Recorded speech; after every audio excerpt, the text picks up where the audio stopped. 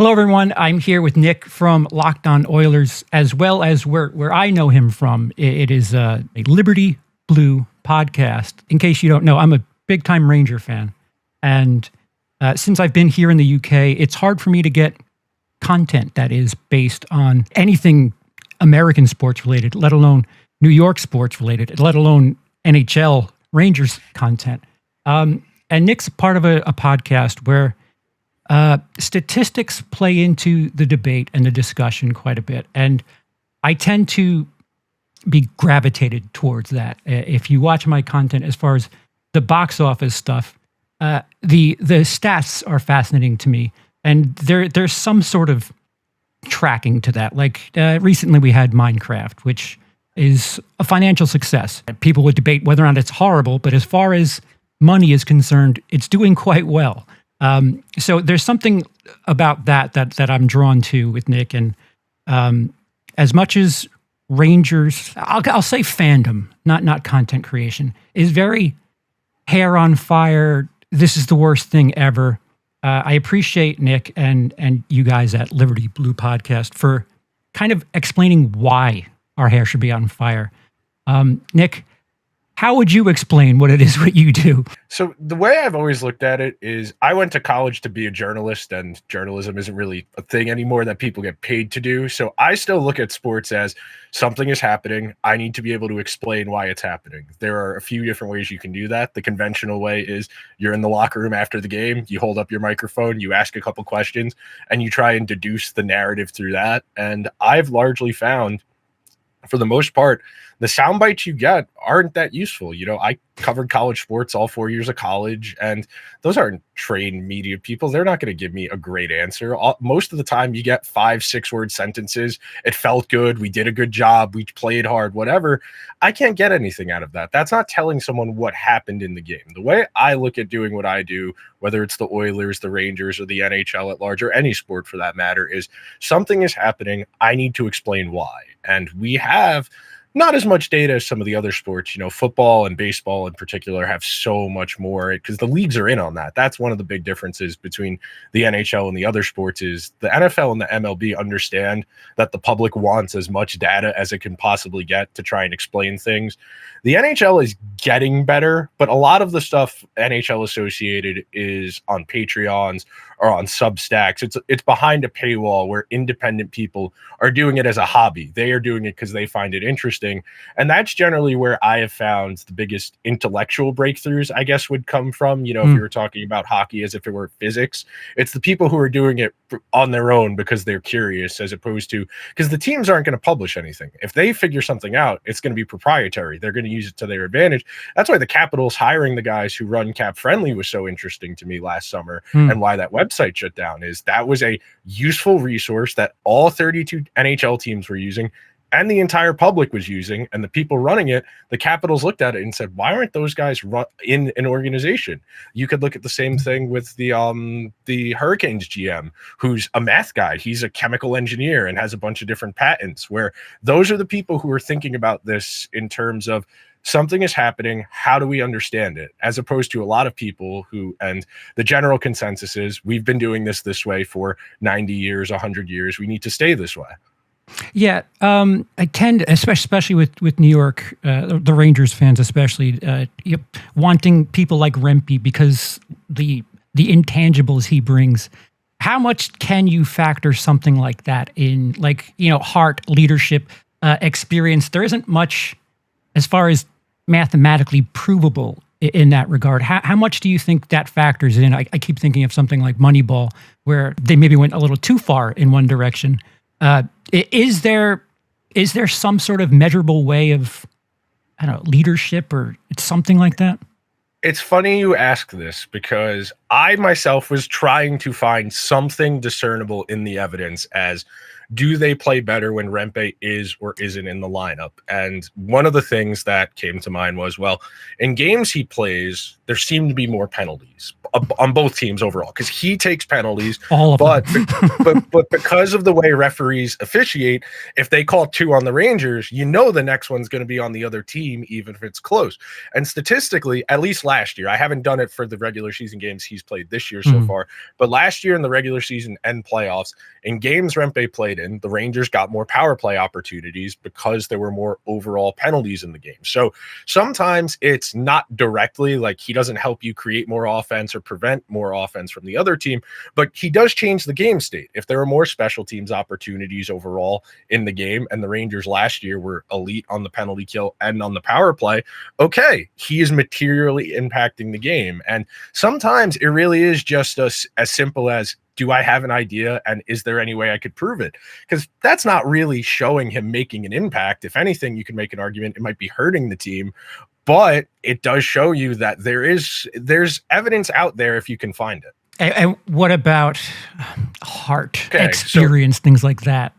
So in terms of tangible results, I wouldn't say there's a whole lot. You could look at things like distance covered, because the NHL tracks that now. You could see how much distance a player covers in a given game, and you would determine that a guy who covers a lot of ground over the course of a game is someone who's skating really hard, who's trying to maximize their minutes out there because they're skating more. But the one thing I would attest to that statistically, and again, this is something that's going to ebb and flow year over year, especially, but teams that are able to come back from deficits, that are able to mount multi-goal comebacks, that would be a burden of proof of statistical evidence that they were able to overcome difficult circumstances, persevere in those circumstances, mount to come back and win. Like last year's Rangers team had a lot of heart. They mounted a lot of multi-goal comebacks. I can still close my eyes and vividly picture freezing my butt off at the Stadium Series game last year, and all of those goals in the final 5 minutes to get to overtime, and then the goal to win the game. Sometimes teams just kind of have it, and it's not really explainable. And that's kind of why I keep doing this, and why I will always find it interesting. Is I would love to be able to explain why that happens sometimes, why some teams have more heart than others. And sometimes it's just simple as one team's better than the other, and they kind of take that adverse circumstance and it brings a little bit more out of them, that some people just thrive naturally in chaos. I use this quote so much in a sports context, and it's funny because it comes from Dodgeball, but it doesn't build character, it reveals it. That's how I think about sports when it comes to players who thrive in adverse situations versus those who wilt.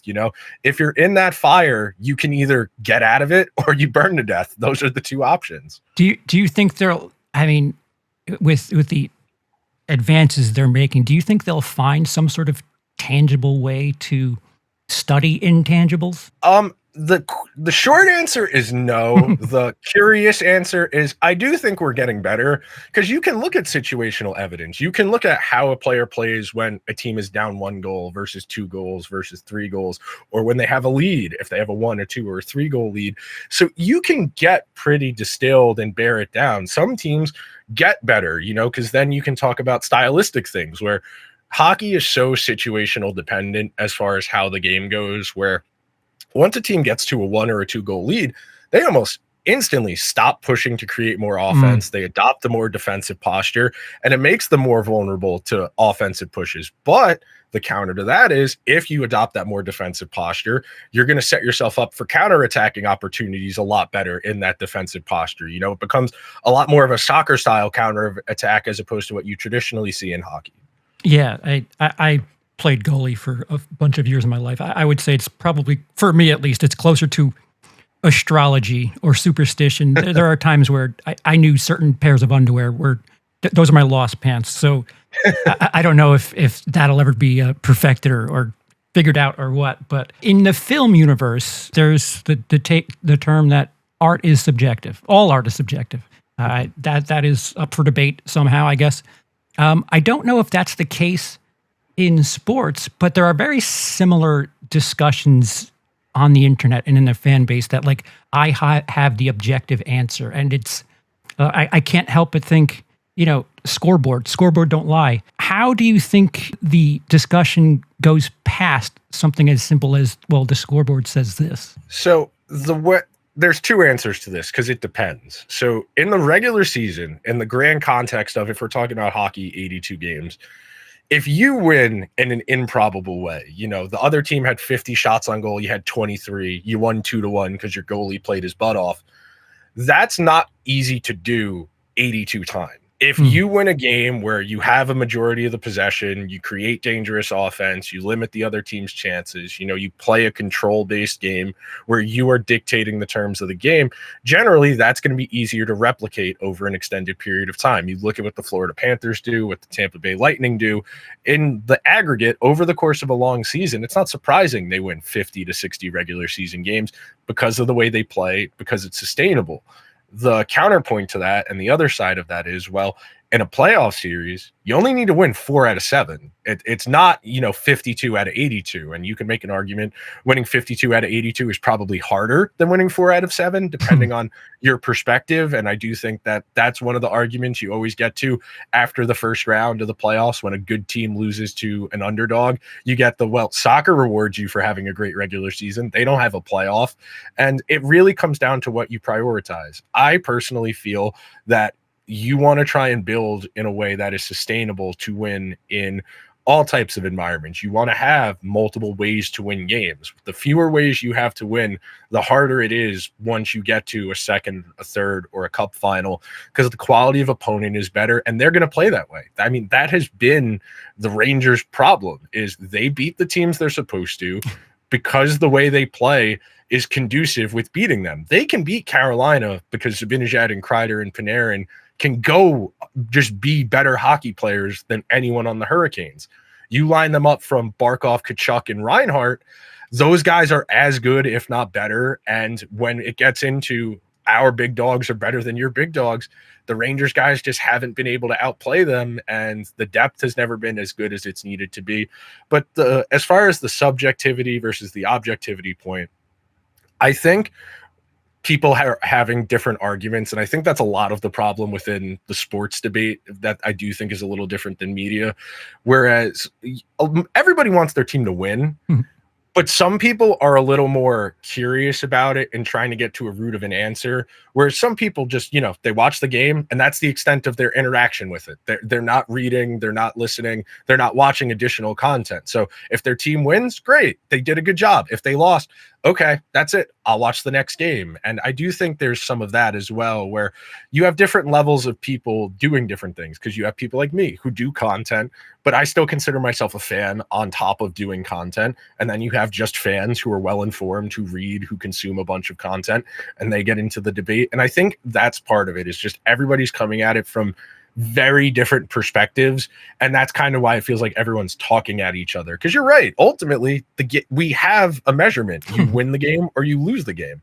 Yeah, I guess as someone who really enjoys media, and I know you have a Money in the Bank behind you. I think sports entertainment, they manage to get like the things we enjoy about sports and the dramatics that we enjoy about sports, and really do it well. If you're just to look at the scoreboard from the Rangers-Carolina series last year, you just see scores. All right, the Rangers won 4 out of 6.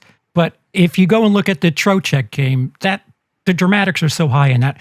If you look at Game 6, the Rangers are just down and out for most of that game. And then suddenly out of nowhere, it's inspiring, it's dramatic what happens with Kreider. But if you're just looking at those numbers, it's a bland story. I don't know. I guess if you're just gambling on sports, it's one thing, but to be a fan, you're bringing something. There's some sort of baggage you're bringing to it. Is that a fair assessment? For sure. For the people out there who are sickos, who are watching 70 to 80 regular season games and then watching other games their team isn't playing in because they care, I'm going to watch something between 140 and 160 Met games this year. Nice. You're not doing that if you're reasonable, if you like doing things, but that's how this works. You care that much. You want to watch every game because you want to understand the trials and the tribulations. We were talking before about the idea of how teams handle adversity. That adversity is important. Teams having difficult stretches in their regular season makes them better. teams losing in the playoffs year after year and then eventually breaking through, that is an integral part of the story. I mean, you go back to the beginning of what you would classify as this era of Rangers hockey, and you talk about that letter. They said it themselves. We are going to remove some of the familiar faces you guys have known and loved for a long time, and we are going to transition towards a new group that we think is going to make us better. They are pitching this to you like it's a stock. You can get in on the ground floor now while we draft all these guys, watch them grow, get better, develop. And then when it's time to be competitive, you've spent the last 5 years rooting for these guys. And by then it's going to be second nature for you to root for them. So I do think absolutely you're bringing baggage to this. You go through the comment section on any article, on any publication, you go through the replies of any of the Ranger beat reporters, and it's always, I've been watching since blank. I've been a season ticket holder since blank. These are people who have spent 50, 60 years of their existence on this earth wanting to see the Rangers win a Stanley Cup. Most of them have seen one. Some of them have seen two, though the people who have seen two are definitely on their way out because that was 1940. That was a long time ago. But baggage is an integral part of this fan experience, and it's why when you do finally get those moments, and we don't even have Stanley Cups, and we talk about these moments. We talk about Stepan's Game 7 goal, the Marty St. Louis goal against Montreal, and the Mother's Day goal. You mentioned the Kreider hat trick in Game 6 against Carolina. These are burned into you. You will remember these for the rest of your lives, and they didn't win anything in any of those years.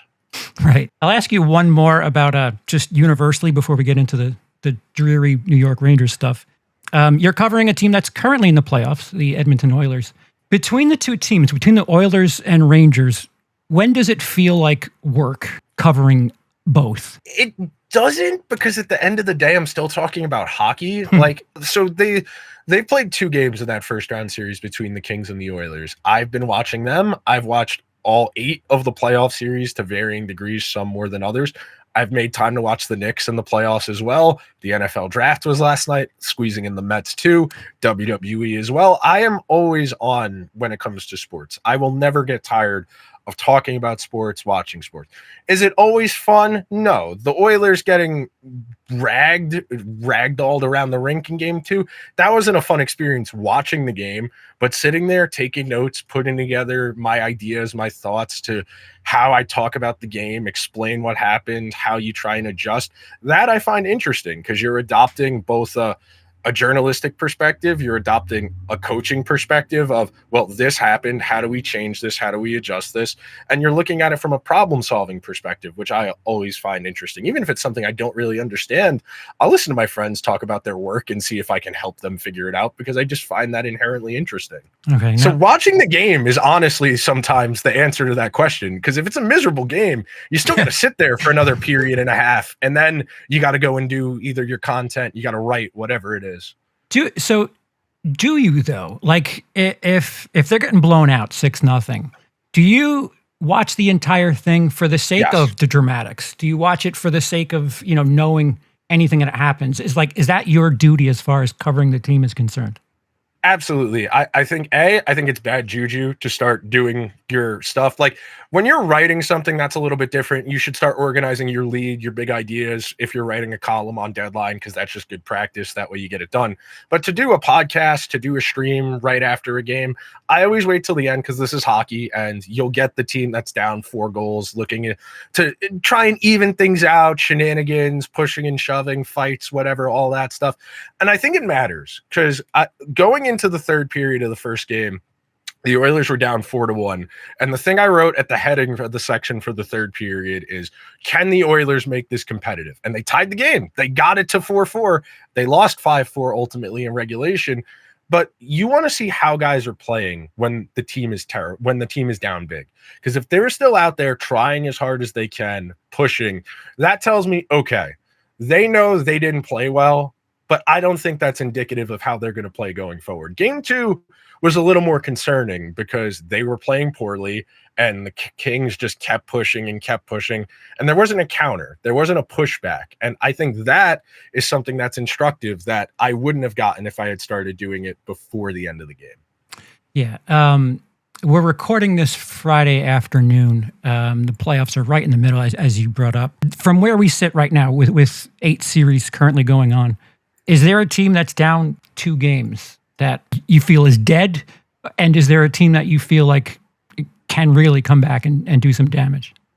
So as far as dead, I think Montreal was just happy to make the playoffs against Washington. Nobody really expected them to win that series. I wouldn't be surprised if they won 1 or 2 of the games back in Montreal. I'm very much looking forward to watching that game. That's an arena that on TV comes off as really loud. It's one of the biggest buildings in the league. That's a fan base that hasn't had fans in the building in the playoffs, a full barn in the playoffs in, I think, 6 or 7 years.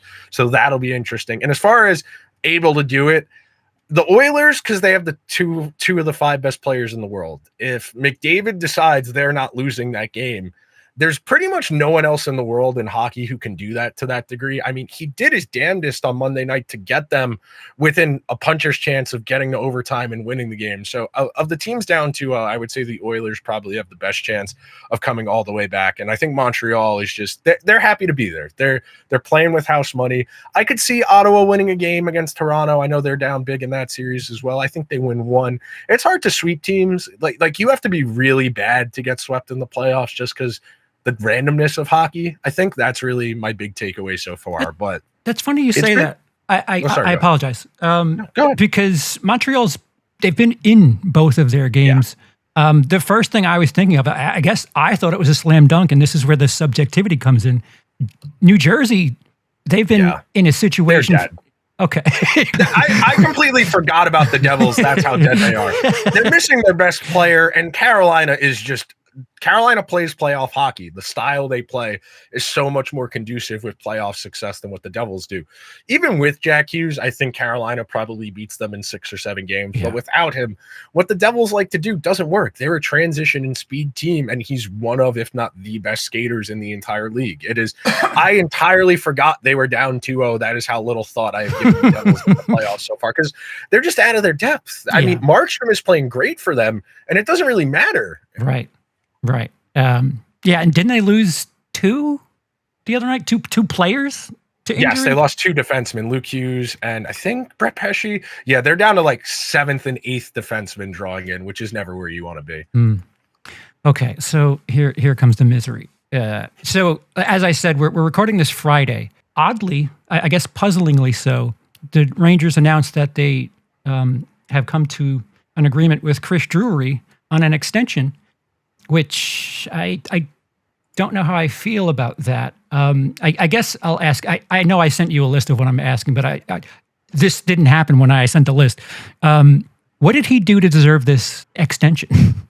Okay, so there's like 8 different reads of this, and this is one of my faults as a content person is I really think about like every possible route things could be on, like the doomerist, the black pill, and then all the way at like the most optimist. So I might ramble for a minute here. No, the most straightforward answer here is they know they need to interview coaches, and the GM is perceived as being on the hot seat, and you need to convince whoever you're trying to get to take this job that the GM isn't going to get fired, and you're going to get fired within a year of taking the job.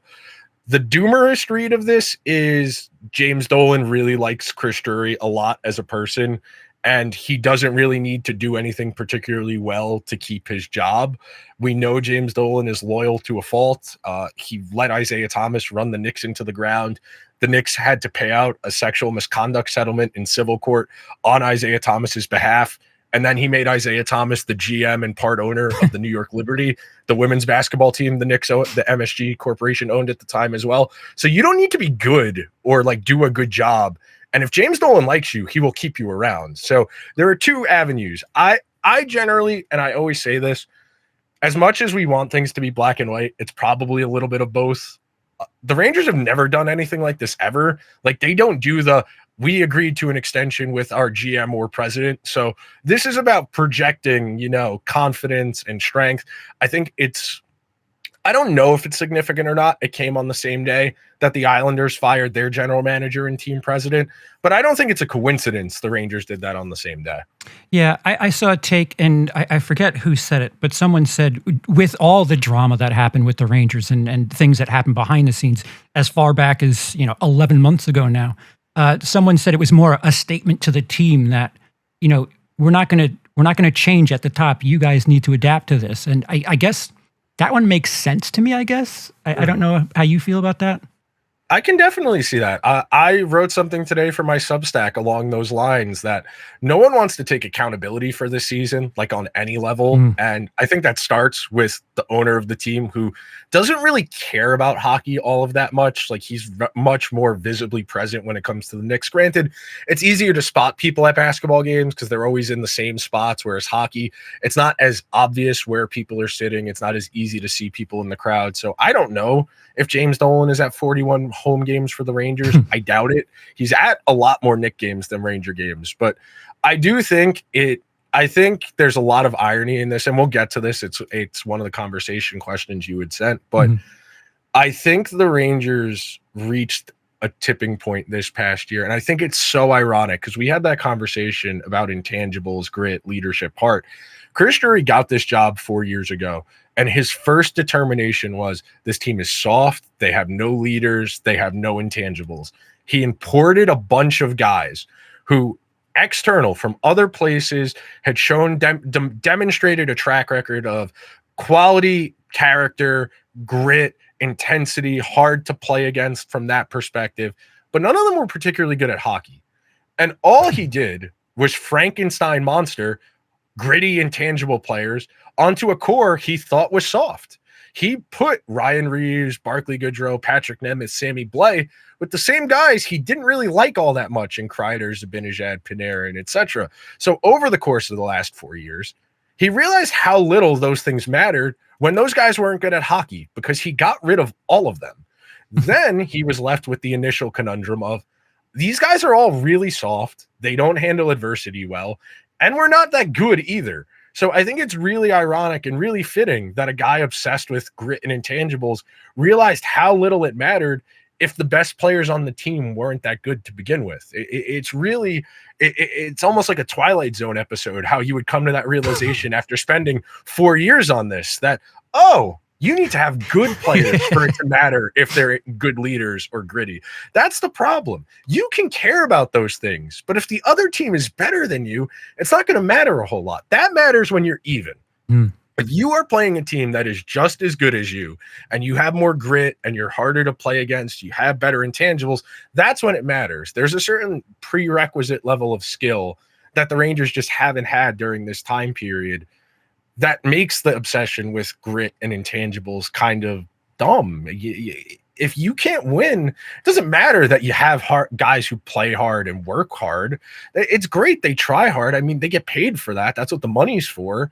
But we need to move past the idea that hockey players look a certain way or play a certain way. Look at the way the league is now and adapt. Stop trying to do things the way it was when you played. And I do think that's a problem because Drury's not that far removed from being a player. Yeah, he retired at 2011. He'd been an assistant GM for a while, but he's not that old. You know, you look at some of his contemporaries, they're GMs in their late 60s, early 70s. Chris Drury's not that old. He still feels like he's in the game to some degree. And I do think that is part of the problem. So this question was prior to that bit of news. In a magical world where you get hired GM and you only have 3 moves that you can make as like some sort of probationary period or something, you're put in a GM office for this season for the Rangers, but you only have 3 moves to make. Which 3 are you making, and why is it getting 3 extra defensemen? Okay, so I have 2 answers to this, and I wrote them both down. So number 1, I don't think they need 3 new defensemen because they're not going to get rid of the guys they already have, and you would probably need to do some shenanigans. So I took this purely as adding pieces from the outside in, and then I have an answer conducive to what you had just said about getting 3 new defensemen. So my initial answer is you hope that Vladislav Gavrikov doesn't extend with the Kings. You sign him July 1st. He will be expensive. You will not be happy with it because he is not going to age well.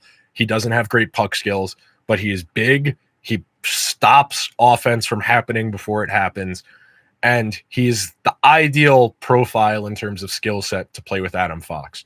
He won't put up a lot of counting stats, so he shouldn't be that expensive on paper. And then the other two things are, I have trade for Ryan McLeod of the Buffalo Sabres to be the third line center next year. He is a really, really, really fast skater in a straight line, good on the forecheck, kills penalties. He won't be that expensive because he's a restricted free agent, and the Sabres need to retune their roster. And then I have this on the condition that you can find a way to trade one of Kreider or Zibanejad, and that's to sign Matt Duchene for 1 year at $6.5 million per year to be the replacement for those guys. Because as much as we would all like Brennan Othman or Gabriel Perreault to be a first or second line winger, I don't think the Rangers are going to trust either of them to do that yet. And Duchene has put together really good counting stats years as the second or third best guy on a line. If you put him in the middle of Panarin and whomstever, he'll put up numbers. If you put him next to JT Miller as a winger, he'll put up numbers. It's purely a mercenary gun for hire. We need a guy who has a little bit of skill who can fill this spot for a year while we wait for our young guys to develop. So as GM, what is your offer and what are you willing to part with as far as picking up McLeod? I believe, if I remember correctly, the Sabres got a third round pick and Buffalo sent the Oilers a prospect. So one of those mid-tier prospects, someone like Matthew Robertson, someone like maybe Brett Berard, and a third or a fourth round pick, because McLeod's a polished NHL player. He's 24 years old. He's kind of like, that's the best outcome of what Brett Berard could be, is he becomes Ryan McLeod. And Ryan McLeod's already Ryan McLeod. And he has the capacity to play a little bit better if you give him, pieces. He was great for the Oilers in the playoffs 2 years ago. And most importantly, he's fast. The Rangers need to get faster so badly. It has been their weakest point for 3 years now, that they have two fast straight line skaters and teams just dummy them when games get into races. Yeah, I guess my joke question is for a specific reason. If I think hard enough about the main issue with the team as a whole, if you divide it forwards, defense, goaltending, I would tend to say that the defense was the most significant problem. But on paper, we're kind of locked up with the exception of Keandre Miller, we're kind of locked up for the next season. So I don't think that roster of eighth defenseman is going to cut it. Eighth defenseman and Adam Fox. That's the problem. They locked all of these guys up for no reason. They had Borgen in the building for a month and they signed him to a 5-year extension based on 17 games. He was a restricted free agent. They could have waited till the summer and he couldn't talk to another team. They could have went to the summer and said, we liked what you did for us. We want to walk you to free agency. If you have a good season into next season, we will revisit this at the All-Star break. We would like to keep you, but they locked him up. Vakanainen, who is the most seventh defenseman to ever seventh defenseman, got a 2-year extension purely by being a former first-round pick of the Bruins 7 years ago. Soucy, I do not understand why they traded for at all. They had guys who need to play. And that's really one of the real problems, and we'll get to this, is just they don't graduate guys. They don't develop pieces into starting caliber players. They drafted Zach Jones 5 years ago. He has maybe 100 career NHL games under his belt at this point. At any point in the last 5 years, you could have given him run instead of Ben Harper or Mikkola or Patrick Nemeth or Eric Gustafsson. And it's been 5 years, and you don't know if you think Zach Jones is good at hockey or not. And Zach Jones, and they had like a 10% chance of making the playoffs over the last month. They could have played Zach Jones the last month of the regular season, and either you like him and you want to keep him because he's a restricted free agent as well, or you don't like him and you can definitively say, okay, he did this. Here's what we want for him. Make us an offer. Because they tried doing that back in December where they said, yeah, you can look for a trade. He hasn't played hockey in 3 months. No one knows if he's good or not. Yeah. I found myself drawn to Calvin DeHaan's comments on breakup day, and I can't help but agree with him. Is there something in the analytics that like, from looking at it, that says to, I don't know, coaching staff, that whoever, that Urho Vakanainen was worth putting in over Calvin Dahan? Off the top of my head, Dahan didn't play a lot with the Rangers. He only played, I think, 2 or 3 games before they exiled him. 5 out of 6 points they got with him in the lineup. Yeah, and they played actively well. I know off the top of my head in the Dahan minutes, they outscored their opponents 4-0 at 5-on-5. I know that for a fact off the top of my head because that's been burned in my memory since they pulled him from the lineup. Vakanainen, I think, finished as a +1 at 5-on-5, so not like egregiously bad, but nothing confidence-wise. I think ultimately the reason they ended up with Dahan and why Vakanainen played over him, I think Dahan was here because the Avalanche knew they were going to make more trades and they needed to send a contract out because you can only have 50. So I think that's why they ended up with Parsonen, who they clearly don't have a vision for because he sat for a month before playing again, and why Dahan sat. They took those as, okay, we really want the draft pick more than anything, but we need to do this to make this work for you, and we need bodies to fill out our lineup in case of injuries, whatever.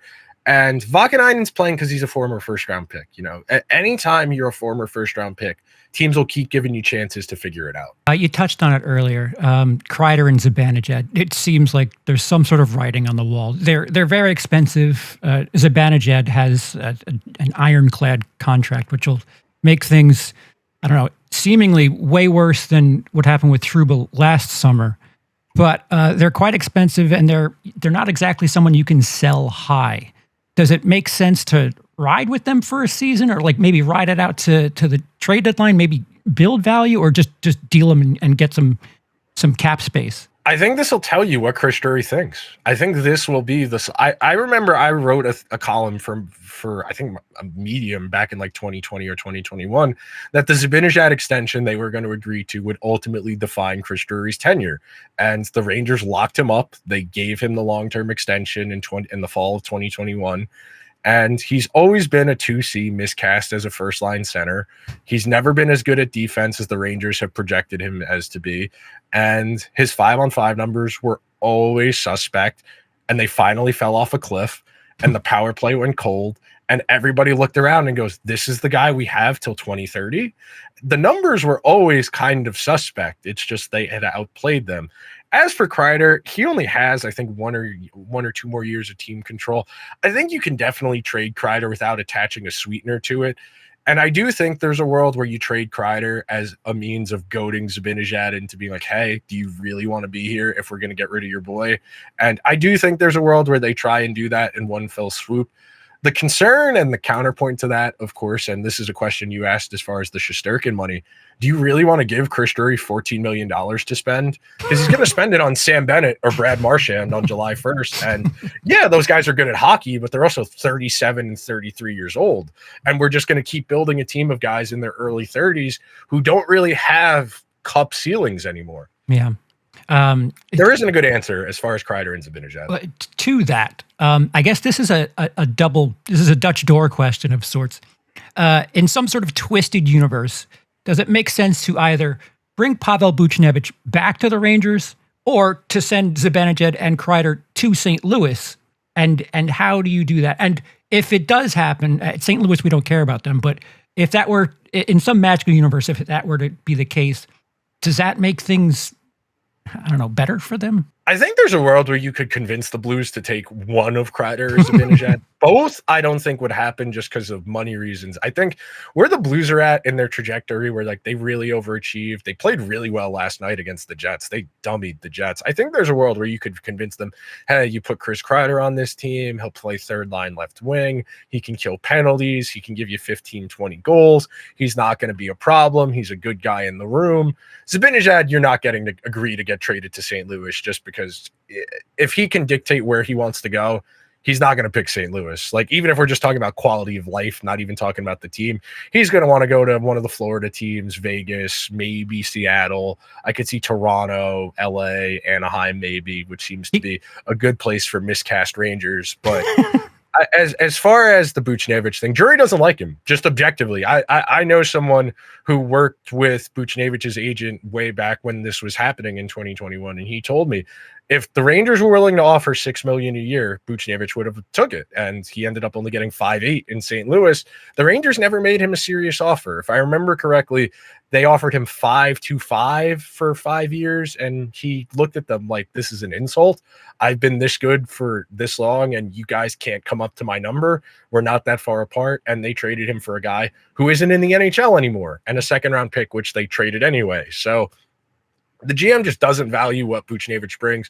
He had a hat trick last night in that game. The Blues dummied the Jets in, which is just the icing on the cake of the mess that has been the last week and a half of Rangers narratives. So I guess sticking to the team overlord perspective, if you had to, there's a lot of issues on this team, and they already fired 2 coaches. If you had to just like laser focus on one thing and perfect it this upcoming season, would it be development, the coaching, or the systems, special teams, the lineup, and not worry about whatever else you don't focus on? Which is the thing that you would treat as most important this upcoming season? So I wrote 2 things down for this because my first reaction when I read the question wasn't one of the options, and I just said player evaluation. I don't even mean like developing, making players better. I just want the guys in charge to objectively understand who is good and who isn't, because I am not certain they do, because they get too caught up in what a guy does and how they do it, as opposed to just the results. It's, well, they do this. Well, they lost his minutes. They got outscored X goals to Y goals, but he tried really hard and he hit guys and he was great on the forecheck, but they lost the minutes. Can we explain why they lost the minutes? Yeah, the other team had more scoring chances. Our goalie didn't have a chance. And then of the options you gave, it's development, because this team is going to have to start graduating guys like Berard, Othman, Perreault, etc., maybe EJ Emery in a year or 2 into the actual lineup, because the Rangers are about to become a really expensive team, and they don't have a whole lot to show for the money they're spending. Like Shesterkin and Fox, that's $24 million right there. Zibanejad's $8.5, that gets you up to 32. And then you're looking at Miller, that's $8.25, that's 40. That's 4 players at $40 million. Fox is one of the best players in the world at his position. Shesterkin is, Zibanejad's not, JT Miller's not. Yet Panarin's $11.25, that's $50 million at 5 players. And really quickly, you start wondering, where'd all our money go? That's the thing that I keep coming back to as far as why I don't think Drury should have been retained or get to hire the next coach. They gave him a top 5 prospect pool in the entire NHL and $20 million in cap space 4 years ago. And this is what he has to show for it. He signed Vincent Trocheck, he traded for JT Miller, and he gave Shesterkin an extension. That's where all of the liquidity the Rangers had. They have nothing to show for it, and they have no upward trajectory. None of these prospects are going to be difference makers in the next 12 months. Maybe 2 or 3 years from now, you could count on Othman or Perreault, but right now, no. Yeah. In the mid 2010s, they kept dealing their first rounders, and it kept buying in. And granted, they made the conference finals a couple times, and they made the Stanley Cup final in 14. So I guess like that's the trade-off. I mean, 94 was the last time they like really went all in and kind of cost themselves for the future. But after that, in the late teens and the early 2020s, they've had significant first-round picks, top 15 guys, and more often than not, they've been disasters. Is that like? Is there a way to like? Because I've heard Ranger fans say things like, we can't spend money on this. We've got to get kids," and it's like, yeah, what would you do? Like we've had kids, we've had high valued kids, and we're not working it out. So why? It seems like there's this dumb early 2000s Rangers mentality where just throw money at the best thing out there. Don't worry about how young they are. We'll just get the best thing right now.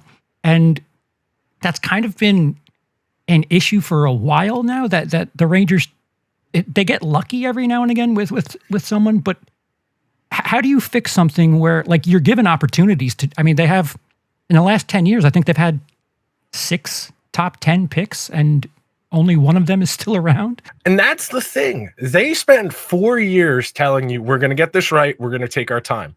The only player of them you have to show still is Lafreniere. You got rid of Kratzov, you got rid of Elias Anderson, you got rid of Philip Hedl, you kept burning through these guys. And the big problem, and I'll tie it to what you had just asked, they don't give these guys a chance to figure it out. Like, they threw Kakko into the deep end of the pool in 2019. He was 18 years old. He'd been playing in the Finnish league, which is not the best European league. And he was one of the worst players in the entire NHL as an 18-year-old. He was out of his depth. He was slow. He was bulky. He was a guy they should have stashed. He should have stayed over there for another year. Then when he turned 19, he could have came to the AHL, played a year in the AHL, and debuted him in 2020. They couldn't do that because they're the Rangers, and they took him second overall, and they had a roster spot to fill. So they didn't particularly care about his development. They cared that we had a second-round pick. You know, if you want to make a comparison, think about the way the Rangers went through this rebuild to the way some of these AI startups talk about, like, the infinite growth prospect and, oh, look at what we can do. We can generative AI. We can do the image generator now. But, like, what's the practical application of this? What is the use for this? It's great you have a first overall pick, a second overall pick, a seventh overall pick, a ninth overall pick, a 25th overall pick, a 28th overall pick. What do you have to show for that? And the Rangers have stunningly little to show for that. If you go and look through all of the draft picks they made between 2017 and 2021, the one draft they unequivocally hit on was 2020. I don't think Schneider's particularly good, but he's fine. He's a third pair guy. Lafreniere, middle six forward, perfectly fine. Cooley, middle six guy, good. Berard, probably a bottom six guy, fine.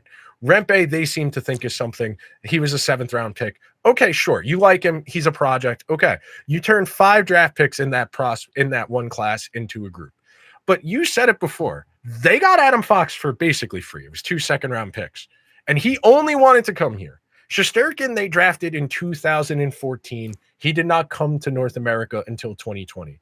Their 2 best players they entirely lucked into. Panarin picked them over the Islanders because he didn't want to go to the Islanders. They have gotten lucky a lot, and they still messed it up, which is the galling part of this. You got handed a top 5 goalie, a top 5 defenseman, and a top 5 left wing in the sport, and you didn't do anything to help them. You just threw things around the margins. You did a Jack Roslovic, you did a Frank Vetrano, and that's what it will haunt me the rest of my life, that last year they could have gotten Jake Gensel and they were too scared to not do it. And then you look at where the team is at now. We don't have the first round pick anyway. You give me that time machine. You are trading the first round pick and whichever of Othman or Perreault you want. You are adding Jake Gensel to that team last year. And if they don't win the cup, fine. I can live with that. But look where they're at now. That's why you got to take those swings when they have the opportunities. I guess I'll play devil's advocate with my question here for a second. And I do it. Do we value where we got the player? Because I feel like Kaapo Kakko, yes, not a second overall guy, but this season especially, he was a good middle six guy. I didn't hate what he was doing, but it feels like, especially in the fandom more than anywhere else, it's like, this guy is not a number 2 overall. This guy's not a number 2 overall. And it's like, oh, okay, that draft is over, but this is what we have now. I would certainly rather have Kakko on this team with what he was doing, especially defensively, than I guess is there this false expectation with where we got a player? I think as a fan, it's okay to have that perspective. I think if you're a decision maker and you have that perspective, you're being very narrow-minded. I think if you're a general manager and you're thinking, well, he's a second overall pick, he's got to be better than this, I don't think you're thinking about this in the right sense. You know, I always go back to, I forget which book about Bill Belichick this was written in, but Belichick always says there's no such thing as a bad football player. If you got to the NFL, you have to be good at something. And it's my job to figure out how to apply that, how to use you to get something out of you. And the Rangers don't think like that. They look at a player and they see something is wrong with them, and then they harp on it over and over again. You know, you go back and read some of those David Quinn quotes from 2020, 2021, complaining about Kakko and Lafreniere not playing defense, not back checking. Well, David, they're 19 years old. Your team is going to win 30 games all year. This is the time for them to learn. If they don't learn now, What are they supposed to do when they're 24 years old and the team's trying to win in the conference final? And that is ultimately what happened.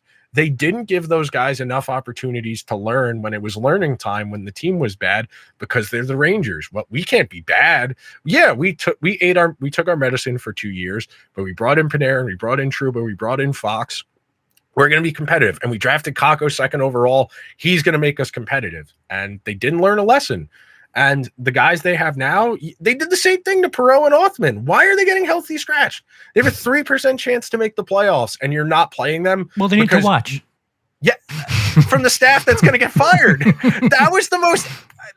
And like, I understand coaches just have to fill airtime. They don't give the media anything. Peter Laviolette saying, well, they got to sit with the coaches to learn about a staff that was going to be fired within a week is, again, we talk about Twilight Zone surrealism. What's the point? Don't insult our intelligence. And that's my biggest gripe is the Rangers do that all of the time, where they try and get you to not believe what you're seeing. I guess I hinted at it before, but can you walk me through statistically and from the eye test how the Rangers failed this year? And was there solutions within the organization, and or was it just ignored and a missed?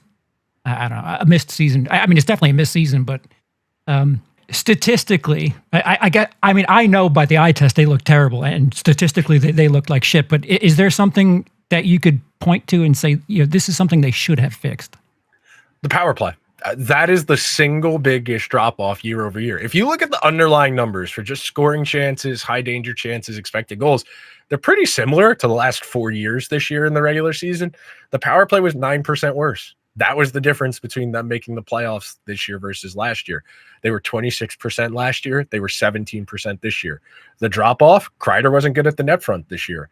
That was both eye test. He wasn't moving well. And then the statistics bear that out. They generated 6 fewer high danger chances per 60 minutes of power play time this year. All of those Kreider chances in and around the net front are by definition high danger because they're within that 10-foot radius around the net front. Those are your most dangerous chances. And then because the Rangers lost that threat of the Kreider net front play, whether you're talking about the deflections and tips or the rebounds, point shots that get creamed out and he just crashes down, because that net front wasn't there, because he was injured or he just wasn't as effective, that makes everyone else on the power play worse because defenses don't need to respect him at the net front anymore. They can cheat towards the Zibanejad one-timer, or they can pressure Adam Fox at the point more, and he won't be inclined to take that point shot, or Panarin at the flank on the other side, or Trocheck in the middle. The entire thing falls apart when you lose that net front play, and they never adapted. They never found a new recipe. And if you'll recall, I know most Ranger fans do, the power play was atrocious for most of the 2010s. They just could not score on the power play because they didn't have a net front guy and they didn't have a trigger man. They did not have someone with a big one-timer that could just let it rip. It was a lot of perimeter passing, looking for that perfect play. Without the net front play, they lost what made it great, and they were the 4th worst power play in the entire league this year after being the 2nd or 3rd best last year. That is the single biggest drop-off. Because if you look at the 5-on-5 numbers, they're not that dissimilar. Well, I guess to push back a little bit, last season the big thing was, their special teams are great, but their 5-on-5 sucks. So, I mean, did the 5-on-5 reason? Okay. They're close enough statistically that I wouldn't say there was a big difference year over year at 5-on-5. They were within, 1 or 2 whole chances, close enough that you wouldn't say that was an outlier. If you compare it to through the first year of Gallant to this year at 5-on-5, the numbers are meh at best. 40. The way I describe this is if you can keep these games within 55-45, the special teams can be the difference. For the most part, that's what they've been the last few years, 55-45, where they're losing at least somewhere in there, where 45 to 50%. Okay, great, whatever. Especially the bottom parts of their lineup where they get killed, or it's Zibanejad's line getting killed. But the 5-on-5 numbers, I wouldn't say suck. They've always been mediocre at 5-on-5.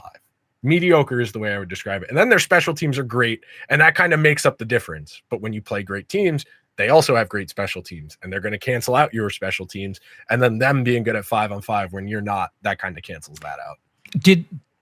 If we're pointing to the power play, was there a solution on the roster that they could have, maybe played other players? So the short answer is they should have tried. They didn't really audition different net front ideas. I mean, as far as like the worst ideas I've ever heard, sticking Rempe's 6'8" ass in front of a goalie on the power play would not have been the worst idea in the world, purely from just a experiment perspective. I know he doesn't have the puck skills and he's the liability going back the other way.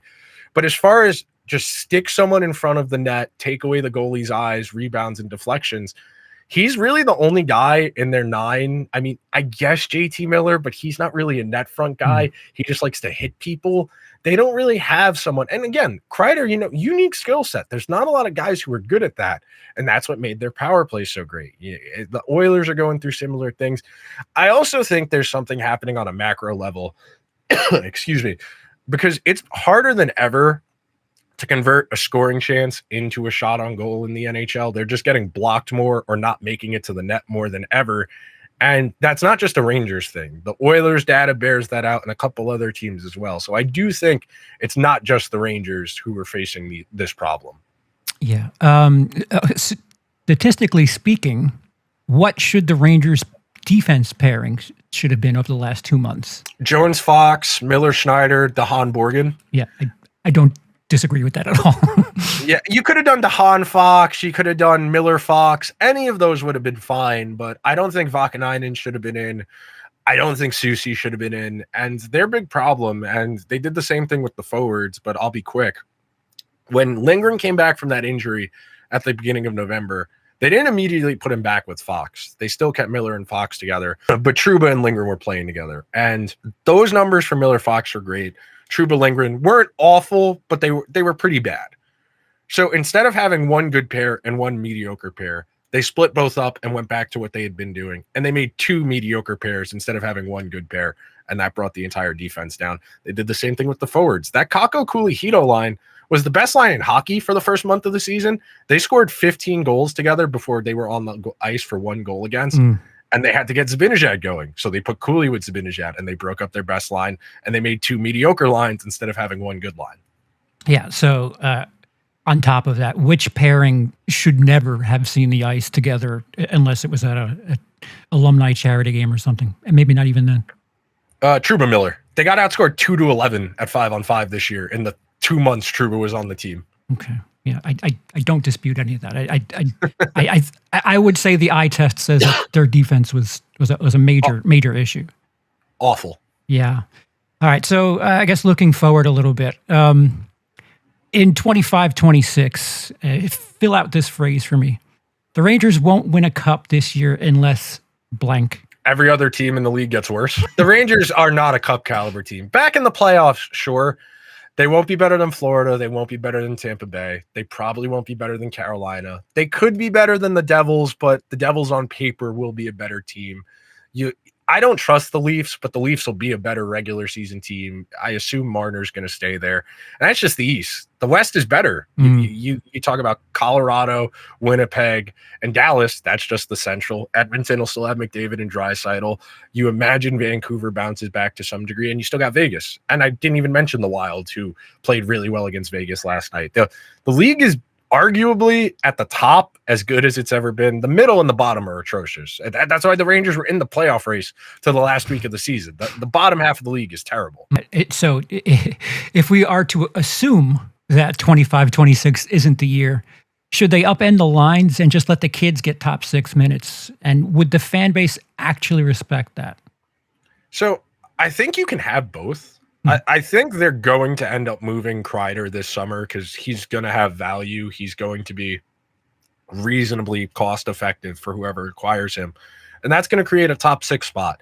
And you will see very quickly, based on whoever they hire to be the next coach, what the priorities are. Because are we going to play Will Cooley there? Or are we going to play whatever left wing we signed the first day of free agency there? Are we going to play Perreault with Panarin? Or is he going to play on the third line with whoever the new third line center is? And that'll tell you a lot, because I do think the fan base wants to see those guys play. I think they would be more than happy to take the lumps for those guys to get better. Yeah. Who's the most overused player based on name value alone, not actual contribution? Zibanejad by far. He's a third line center on his 5-on-5 impacts. His power play numbers were good for the last few years, and that was enough to sustain him as, a 2C tweener. He's not good at defense. As much as the Rangers want you to believe he is, he's not. Watch him play defense. Look at the underlying numbers. He doesn't prevent scoring chances. He's got an okay stick. He's not bad at breaking up passes, but he is just not nearly what the Rangers think he is. Yeah. Is his contract situation why the conversation is Kreider? Kreider's got to move. Would it normally be Zibanejad if he didn't have such a delicate situation with his contract? Oh, I think Drury would love to get rid of him. I think Drury would like to get rid of 2/3 of this team if he could, but he gave them all no movement clauses in putting it together because he was so over leveraged. You can either give a guy another $1 million or you give him a no move clause, and he opted to give him out no move clauses very liberally. I think he would like to get rid of Zibanejad, Panarin, and Kreider. I think he would like to get more guys who play like Trocheck and JT Miller. The problem is there aren't a lot of those guys, and the teams that do have them aren't going to be willing to get rid of them. Is there some unwritten rule that if you're offering someone a contract, you give them value, fair value, and or a no move clause? It feels like the Rangers give both. So it depends. It depends. The short answer is ideally you are using no movement clauses as a means of putting a contract over the finish line. If you're trying to really incentivize a guy, good teams don't give them out that much. You don't want to be locked into guys because the most important thing when you're a general manager is liquidity. Can you move guys? Can you create excess value, whether it's cap space or draft picks? How quickly can you liquidate your roster? The Rangers can't liquidate anything.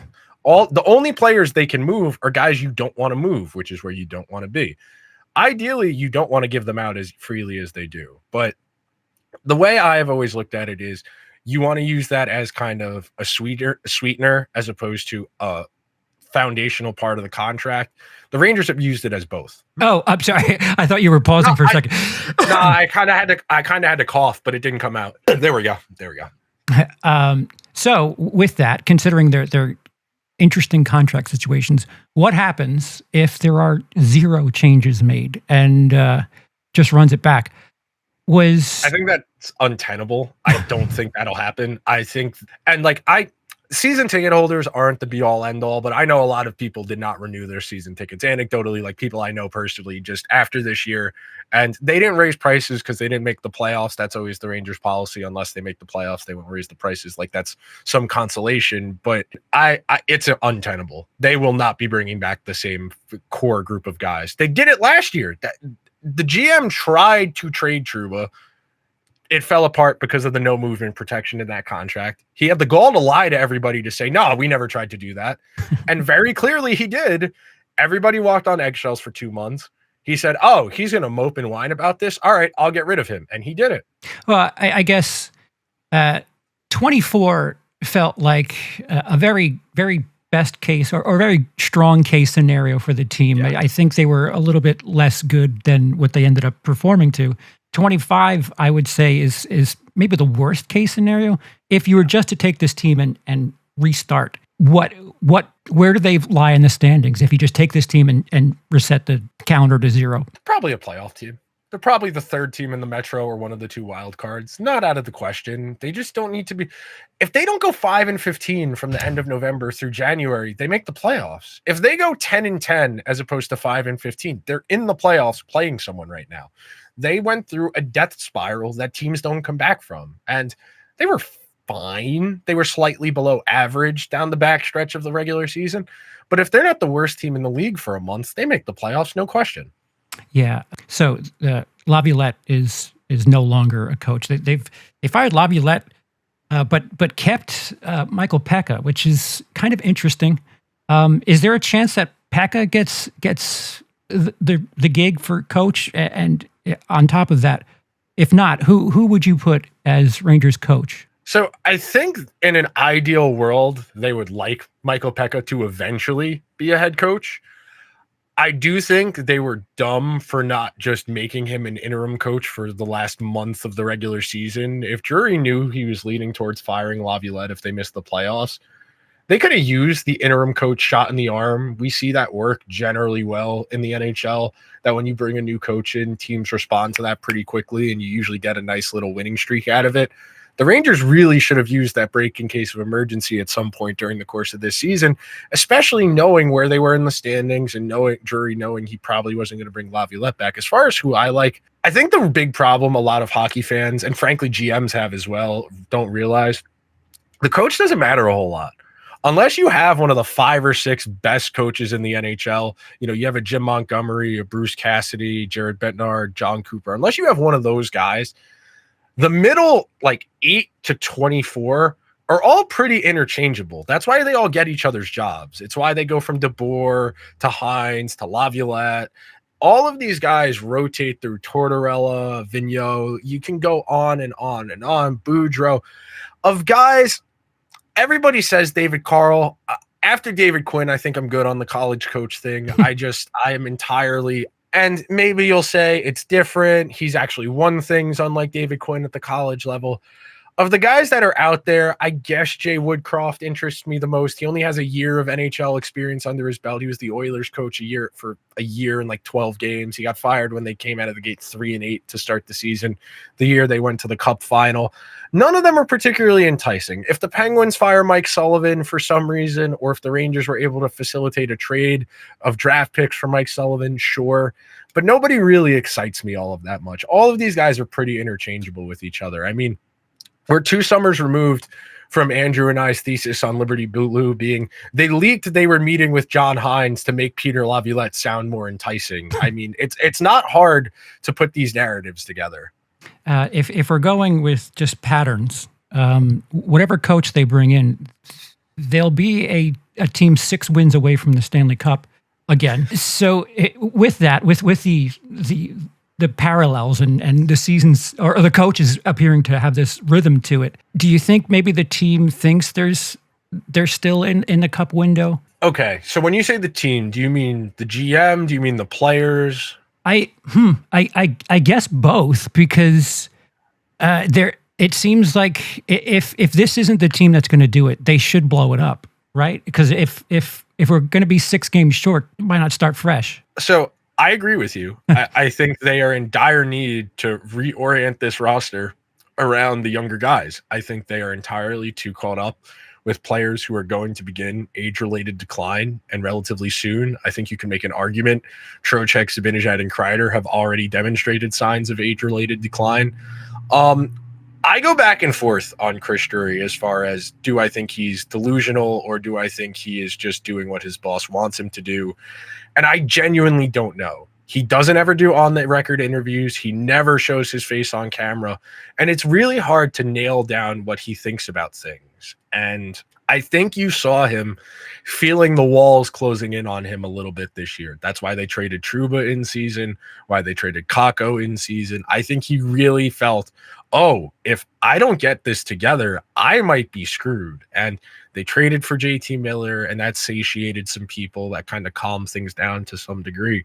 But we're sitting here, and this is a team, like you said, 6 wins away from the Stanley Cup final last year, and they didn't even make the playoffs. And there's just no chatter amongst the talking heads about, well, he's not doing a good job at all. None of the talking heads have ventured as far as to say he's doing a poor job. It's all, well, we got to see who he hires next. This is where things get really interesting. And he's pretty firmly in control. And I think if it were me, I think the fact they traded for JT Miller and they keep talking about, well, he's going to be a part of the plan, he's going to be here for a while, that would lead me to believe he thinks they can genuinely compete, or at least he is giving the impression that he thinks they can compete.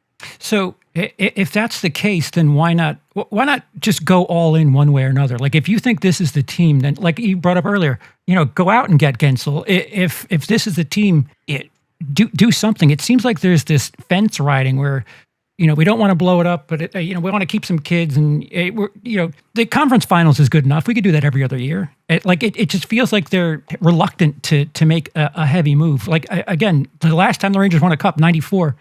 We had Tony Amonte, a young Tony Amonte, and he was sacrificed for that cup. So I feel like sacrifice. If you think this is it, you've got to buy into it and make some sacrifices. No? Yeah, I completely agree with you. Last year was the year to do it. This team, you look at, they're going to go into next year with this defensive group, which is bottom 10 in the NHL. And you can look at me with a straight face and tell me a different coach is going to get significantly better results. Better results, yes. Significantly better, no. That's still Will Borgen, who I think has 10 career NHL playoff games under his belt. And that's the other component of this. It's not just making a team that's good enough to win 50-ish regular season games to make the playoffs. It's also they need to be good in the playoffs. And the Rangers just don't care about that with certain guys. You couldn't tell me you thought adding Ryan Reeves, Patrick Nemeth, Barclay Goodrow, and Sammy Blais was going to help you in playoff games. Those are not moves conducive with winning hockey games. And is Soucy better than Lindgren? A little bit, not that much. Is Borgen better than Trouba? Yeah, by not that much. And the way I always try and think about these things, as far as like, should the Rangers care about this player or is he whatever, is would he play on a good team? Would Will Borgen get playing time on the Panthers or the Golden Knights? Maybe as the sixth defenseman, but the Rangers are playing him as a top 4 guy. Same thing with Soucy. Could he? He's probably a third pair guy. Vakanainen is definitely a third pair guy. Zach Jones is probably a third pair guy. You have 5 or 6 third pair defensemen. Keandre Miller, who has occasionally shown you first pair potential, but is probably a second pair guy. And you got Adam Fox. It's not a recipe for success. Yeah, it seems like in the fan base, there's complaints about how players perform in the regular season versus the playoffs. Yes. I would argue that for as great as Panarin is in the regular season, less so in the playoffs. And conversely, I think Kreider is somewhat of a clutch player. As much as we couldn't get to the postseason, like the way we can depend on him and late and in a pinch reminds me of what people thought of Justin Williams 10, 15 years ago. Like he wasn't a great player, but man, when it was crunch time, he did stuff. And I don't know where I was going with that, but I guess it goes back to intangibles. Like it feels like the Rangers focus more on high talent, big names, and less so about I don't know, lunch pail clutch guys.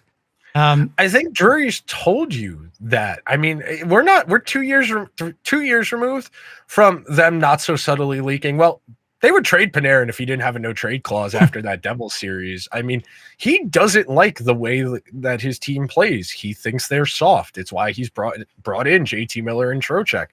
And to your point, I think Panarin definitely in the Devils series was a bit of a letdown. But as far as like the aggregate, the other thing you have to consider aside from his individual counting stats is that he was on the best line in both of those playoff runs that went to the conference final. Like his counting stats weren't incredible last year, but Trocheck and Lafreniere's were pretty good. And as a byproduct of playing with Panarin, you get to give him some credit for defenses queuing in on him and giving those guys more space. So while the counting stats, you would like them to be better. I mean, you look at Kucherov, you look at Braden Point, those are guys who were 33, 34 points in 24 playoff games when they won back-to-back cups. That's the level you need your best players to get to. The Rangers don't have a guy who's capable of going over a point per game in the playoffs other than Adam Fox, and he's probably not doing that if the rest of the team isn't capable. Yeah, is there such a thing as a player that's, I don't know, sneaky value or something like that? Like, they're all right in the regular season, but a much bigger deal in the postseason. I mean, obviously there's the top 10 in the NHL that certainly produce, but I can't, I'm scarred as a Rangers fan. Like, Rick Nash was interesting in the regular season, but when it came to postseason, it was very, I don't know, it just seems like they repeat weird mistakes. And I don't know what the solution is. Again, it goes back to the player evaluation conversation from earlier. Yeah. How good is this person actually? Is he good for us or would he be good on a good team? Because those are two different things. It's not just he's better than what we have. It's, is he good enough to make an impact on a good team? And until the Rangers start thinking about it in that sense, they're going to keep ending up with 4 third pair defensemen. Yeah. I would argue the most valuable player in more ways than one on the Rangers right now is Igor Shesterkin. What if he gets injured long term? Does the season fall apart, or is there some sort of system in place to keep them afloat? Because Jonathan Quick ain't going to play 60 games at 40 years old. No, they like Dylan Garand, who's been in Hartford the last few years, but he has no NHL experience. They would be beyond screwed if Shesterkin missed more than a month, if that. I think they don't have much of an infrastructure by way of goalie. You know, it's kind of the problem football teams run into when you have the all-time great quarterback. You know, the Colts, the year Peyton Manning messed up his neck, and they had to run Jim Sorgi out there.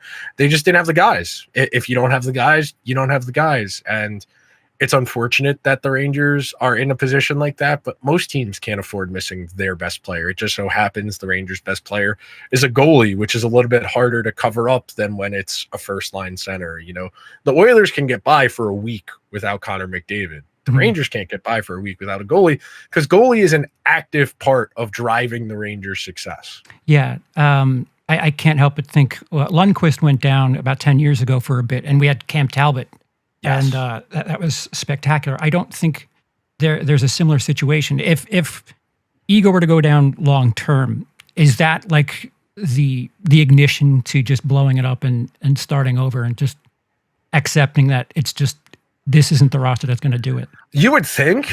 I mean, logic would tell you your priority should be orienting the team around Fox, Shesterkin, Keandre Miller, Will Cooley, the younger cohort, because they have upward trajectory left in their career. You might be able to squeeze a little bit more out of them than the Panarin, Trocheck, Kreider, Zibanejad, JT Miller cohort, who are all 31 or older. The longer the Rangers wait to start orienting the team around that younger group, A, you're stunting the growth of that younger group and not giving them opportunities to improve.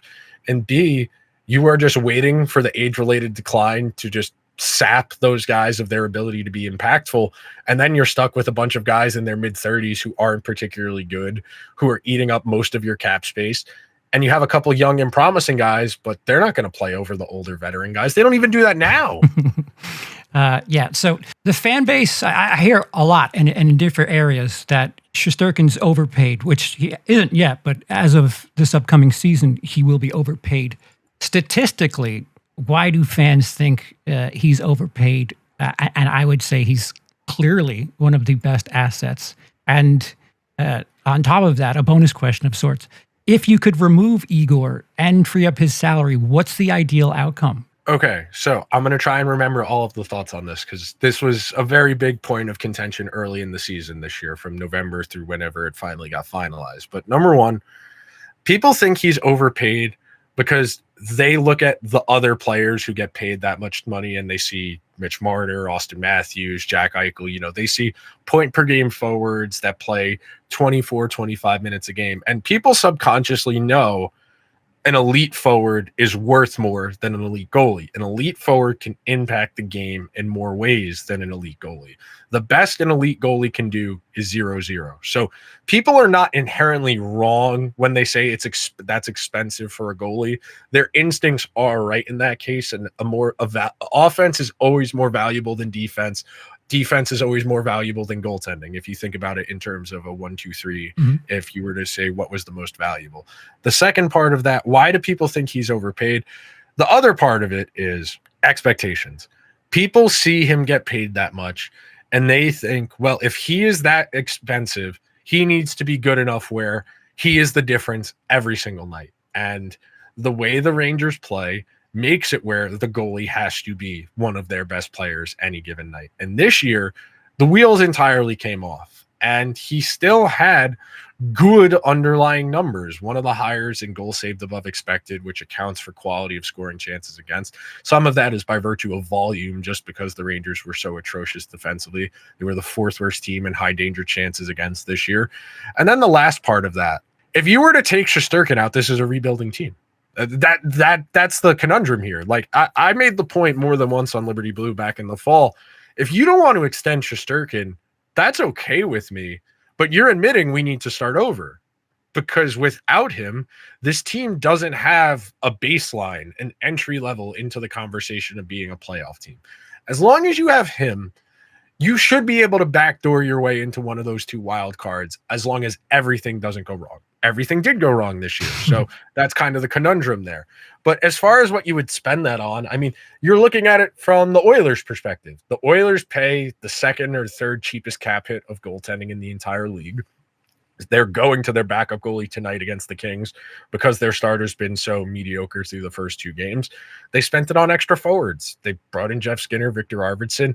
Would you rather have three top nine forwards or Shesterkin? I'd probably rather have Shesterkin than three top nine forwards. You know, Skinner, Arvidsson, and like Ryan Nugent-Hopkins, that's roughly $11 million. I'd probably rather have Shesterkin than those three guys. They're all good on varying degrees, Skinner, Arvidsson, and Nuge, but Shesterkin's more directly impactful. And that's another Rangers question. You know, would you rather have the three quarters or the dollar bill? You know, you saw them do this in real time 12, 13 years ago, where they traded for Rick Nash in the summer. They traded Dubinsky and Anisimov. They went through a month with Richards, Gaborik, and Nash all on one line. That line was great, but they had no depth. So they had to trade Gaborik to get some depth back. And that was really kind of an eye-opening thing. And I think you're watching that happen in real time. I mean, it's really hard to win the trade where you're the team trading away the best player in the trade. I think the Rangers do eventually say we won the JT Miller trade because Hedl can't stay healthy, but it's really hard to win that trade. Yeah. Statistics that get brought up a lot and get pointed to for why Shesterkin's not worth the money is the goals against and save percentage. What is the stat that people should be looking to? Is it goals saved above expected? Expected, yeah. Right. Yeah. Because I feel that accounts for quality. Right. I feel like if I see 10 breakaways and I let 4 in, my save percentage is 600, which that doesn't really tell the story now, does it? Exactly. Okay. The fan context. It matters. The context matters. And like, that's one of those stats that's proprietary, that's tracked through expected goals, that unless you pay for a subscription service or what moneypuck.com is, you're not going to come across that. Because one of the problems with it, and it is a reasonable critique, is because all of these models are using slightly different formulas, the numbers are all going to be slightly different from each other. So none of the TV companies, none of the production companies want to pick one or the other unless they can get a deal out of it, which is what Sportsnet does with Sports Logic in Canada, where they subscribe to Sports Logic and they use those stats on TV. No one down here cares all that much. The hockey presentation on TV here in the States is very rudimentary if you watch Sportsnet or TSN all that often. But that's one of the stats that, unless you really care, you're not going to find, because that's not on Hockey Reference. That's not going to be on NHL.com. That's I care about this in the weed stat. Yeah. So the Rangers fan base, they seem to know everything. And I, to a certain point, I agree. If you're going to succeed, New York is probably the place to do it, but that doesn't mean that New Yorkers know everything. Of course. Like Rentby's the best thing since sliced bread, not Panarin, of course. Igor's overpaid, and the solution is blank. Considering they're paying the tickets, how much should be considered in their complaints? So the answer to this is, for the big picture, the macro things, it matters. Direction of the team. Are we rebuilding? Are we retooling? Are we trying to win? That, I think, matters. That, I think, you need to have public buy-in, because at a certain point, your job as a general manager does eventually become to sell season tickets. That's not like your top 1, 2, 3, 4, 5 priority, but that's up there. Then you have to account for the fact that the Rangers president of hockey operations and GM are the same person. The president of hockey operations job is to sell season tickets. The Rangers have a very robust season ticket offering. They have a waiting list. It is hard to get them. For now, you can get away with this. Another year or two of this, you will start to have issues. And one of the what's the word I'm looking for? One of the bellwether ways you can tell public opinion is the resale market. Is there a demand for your tickets on StubHub, TickPick, Game Time, whatever? Because when the Rangers were bad in 2018, 2019, and the early part of 2020 before the pandemic, you get into a game most nights, $80, $75. The last 3-4 years, the get-in price has been $120, $125, which means the tickets are keeping their value to some degree. Season ticket holders, if they can't make a game, can they get their money back? Can they at least get the face value of the ticket? If you look at the last month and a half of the regular season this year, you could get in for $70 or $80. And you got to remember, the Rangers made the playoffs 3 years in a row, which means 12% increases each of the last 3 years. So in the short term, no. Does Chris Drury need to care what we think about Rempe or JT Miller? No. Does he need to care that the team is going to win 43 games next year and is probably a wild card and and probably an easy out in the first round? Yes, because that's ultimately going to create the trickle-down effect for the demand for tickets. And the season ticket holders relisting their tickets is really one of the most direct ways. I'll make a quick comparison. The New York Football Giants are a joke. They've been an awful football team for the last handful of seasons. And by the end of last year, you could get into Giant games for $5 or $6 because people could not give away their tickets. That's how, and you got to remember football, December, January, Northeast, cold, outdoors. So people just give them away. $5, $6. Give me anything. And they weren't selling. And they were playing in front of 25,000 people in an 80,000 seat stadium. That won't happen with the Rangers because the Rangers will always sell out. But if season ticket holders who are paying $130, $140 per game are getting $60 or $70 for their tickets, that becomes a problem. And considering the dramatics and things that happened surrounding the team this past season, the internet and social media and all of this stuff it's prevalent to a certain degree. Considering how things started last season, or around this time in June, with the Trouba situation, are internet rumors partially responsible for, I don't know, decisions that are made behind the scenes? So I would say internet rumors, no, because the initial Jacob Trouba report was by Emily Kaplan, who is a credible journalist, who has a track record of scoops, of being a newsbreaker, who is someone I would consider reliable. If I saw Emily Kaplan of ESPN report something, I would know she got that on good authority. And then when you have Elliot Friedman confirm her report an hour later on TV, that tells me, okay, Elliot Friedman at least made one phone call and he is hearing the same thing. So you have two different sources who are both credible, who are reliable purveyors of information in the hockey media landscape. They both report something that more likely than not is true from what they are hearing. Now, as far as the Trouba thing, I said it before, the Rangers lied. They absolutely wanted to trade him to Detroit, but he hadn't submitted his no trade list correct yet. If I remember correctly, that news broke on Friday night, which was, I think, For the June draft. 20. It was Friday night of the draft, because the next day, and I believe July 1st was Monday or Tuesday of the following week. And that is when your no trade list is due. You have to submit it by July 1st. Otherwise, it doesn't count. If you don't get it in by the deadline, you lose your protection. It's a dumb loophole, but most people are well known enough that they take care of that. On that Friday, they report they would like to do it. Saturday, I remember I was at the bar. I made a graphic on Photoshop on my phone. I was watching soccer because I was waiting for the news to come down. And I saw an Emily Kaplan report say, by the end of the day, this is going to get done. Okay, great. And then Sunday comes, no trade. Monday comes, no trade. Tuesday comes, Larry Brooks writes the article saying, well, Trouba told teams that if he gets traded there and he's not coming because he doesn't want to leave his wife, who's in the last year for medical residency. And that was very non-discreetly the Rangers saying, we wanted to trade him, but he wasn't going to play ball. So we're going to pretend we didn't try to trade him. And that was the problem there. It created a credibility issue. I'm sorry. Go ahead. In a situation like that, where does the line get blurred between journalism and editorials? Like if there are these trusted names that are reporting these things that don't end up happening, what is that more a display of? Like I know how I judge a journalist in the news, but sports, it's a little different. I don't know. It is. Do you understand what I'm trying to say? Because I don't think I do. I definitely do, because this is something we grapple with all the time. Like, as someone who works in sports media, I hear tips all the time.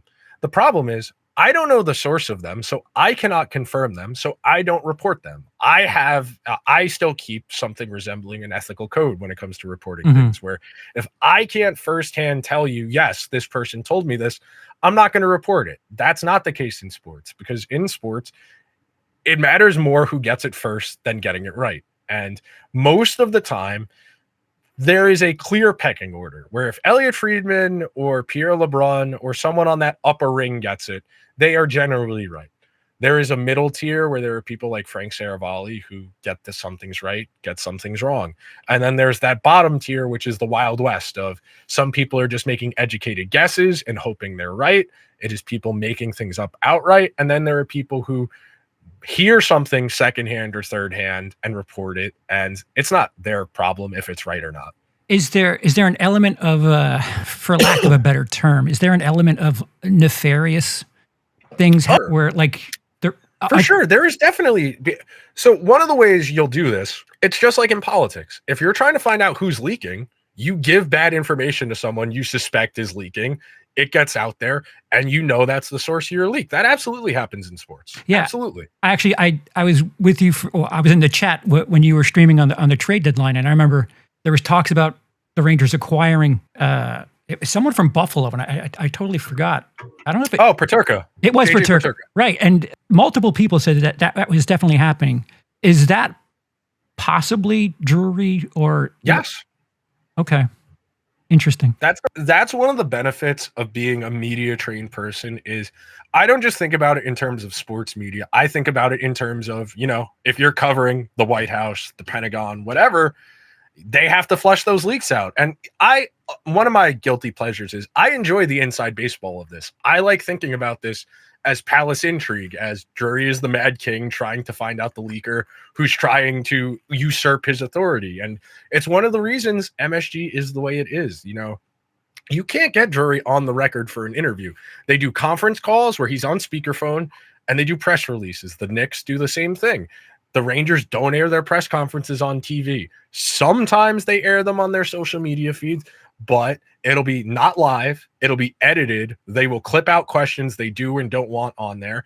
Then they'll post it. The MSG is meticulous about how information gets out because they want to control the narrative at all points. Yeah. So there was news that was leaked with 2 games left in the season that there was an issue with Panarin and there was a settlement made that was well over a year ago. Why do you think that news came out with 2 games left in the season? As far as when, I don't know. I know the person who reported it, Katie Strang, she is the person who reports this stuff for The Athletic. She has a pretty unassailable track record of getting these things right. It's not just sexual misconduct. She wrote the really long form story, I think 2 years ago, about the Coyotes ownership group at the time and all of the misdoings in that organization as far as like not paying vendors, reneging on negotiations, keep giving the NHL the runaround. So I don't question the reporting. As for why that particular time, I don't know. I can't authoritatively tell you. There's no real point of demarcation. Like that wasn't a landmark day or anything. I don't have a good answer for that question. I mean, they could have waited till the season was over. That comes down to the publication and the individual journalist. Like, I don't know how long she was working on the story either, because that probably was a multi-month endeavor, which is a component of doing that type of journalism. So there's a chance that it took 12 months for that story to develop. Yes, absolutely. I think more likely than not, that settlement was reportedly agreed to in August of last year before the season had started. That person who agreed to the settlement had probably told some people in her life, and at some point or another it came up, and like I said, through the grapevine, and you start playing these games of telephone, and eventually someone hears it. And the one thing I will say as far as that goes, it's another example of the team not holding people accountable. And the NHL and the team said, well, we're not going to comment on if he was disciplined or not. Well, you didn't suspend him. We know you didn't suspend him. Okay, he wrote a check. He already wrote a check. That's not really a punishment. If you can write a check to make it go away, that's not a punishment. Yeah, there is some justification that this same person had been fired for unsavory activities. Is that some sort of, like I said, is it some sort of justification? Like, oh yeah, we can't trust this person because they were fired for a different reason? I don't think so, because at that point they've already been fired. Yeah. Like at that point, you got your settlement, you got fired, you're looking for another job, reliving this, getting this back out there, you run the risk of your name getting involved, which is, an unfortunate byproduct of this, which hasn't happened yet, but very well could.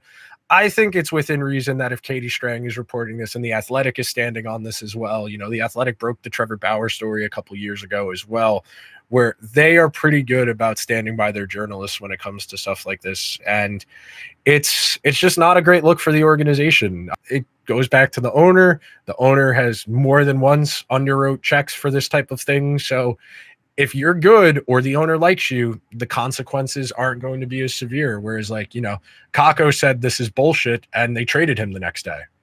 Yeah, it that happened quite a few times between Kako, Jones, Kako, Jones, VZ, and Dahan. All this year, 4 players in a single season on the record with their names attached. Yeah, is that just a culture thing then at that point? Oh, I think nobody was telling anyone anything. And I know the Rangers have been guilty of this dating back to Alain Vigneault. The way it's supposed to work is when guys go out for warm-up, if you're in the lineup, ahead of time.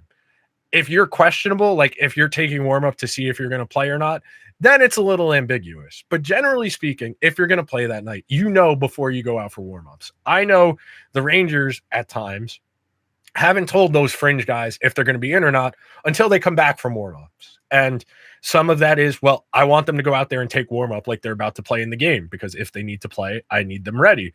But that creates a culture of mistrust of, well, if they're not going to tell me if I'm playing or not, well, how am I supposed to get ready? And some people will argue, well, you have a job, a professional responsibility to be ready to play no matter what. But at the same time, these are people. They need to get into that headspace to be able to compete, and you're not making a good culture. And look, for someone like Calvin Dahan, who's been a healthy scratch on and off his entire career, to come out and say this is BS, that's telling you the Rangers are doing something wrong. Because if he's been in the league this long and he's been okay with being a healthy scratch at times, okay, you got to tell him that. Don't acquire someone, tell them, yeah, we have a plan for you, not tell them the plan, and then have them sit in the press box for a month and a half. Like he said, he would like to play in the NHL next year, and it's harder to do that if you don't play. Yeah. So I guess we kind of discussed this earlier. Is there a way to fix culture without making any moves on the roster itself? Is there a way to fix the mood, the vibe of the room, where, I don't know, maybe hiring a therapist or mental health, or, they have those. That's the thing. They have a support staff. I think you can't, and this is cliche, but the culture starts at the top, and that goes up to the owner. That's not just Chris Drury. And this is America. You can't make the owner sell the team. So I think you can have better buffers. I think for all of Glenn Sather's faults as general manager of the Rangers, he unequivocally had Dolan's loyalty and he stayed out of Rangers business. I think you are watching a byproduct of Dolan caring a little bit more and taking a little bit more of an interest because he likes Chris Drury, and Chris Drury at least gives him the illusion of caring what Dolan thinks. So I think I don't think with this group, no. The short answer, I don't think you're getting the toothpaste back in the tube with Kreider, Zibanejad. Trocheck and Miller, I think, are Drury guys. I think they're going to pull the hard hat on and do whatever the coach tells them. But by and large, I don't think they have a group that's going to be capable of putting this back together. No. So I see you have a Mets hat back there. I'm a big Mets fan as well. Steve Cohen, as a fan, I would say is a New York fan, a rich person's fan, like just wet dream come true. Is Steve Cohen the opposite end of the coin where James Dolan is? Like, James Dolan almost feels like an absentee landlord of sorts compared to Steve Cohen. So number one, Steve Cohen actually cares, or at least gives the illusion he cares. He's at the games.